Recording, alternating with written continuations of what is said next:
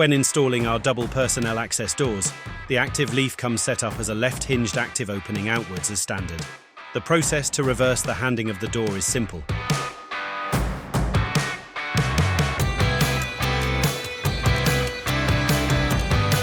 When installing it into the frame, flip the door 180 degrees to the opposite side of what it was.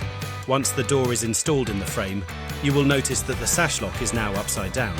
To correct this, safely remove the mechanism entirely from the door frame and flip the switch on the lock body, which will loosen the sash lock and allow it to be flipped into the opposite direction. Once it clicks into place, fit the mechanism lock body back into place in the door frame and screw it back into place. Your door handle has now been reversed, and you can continue with the door handle installation.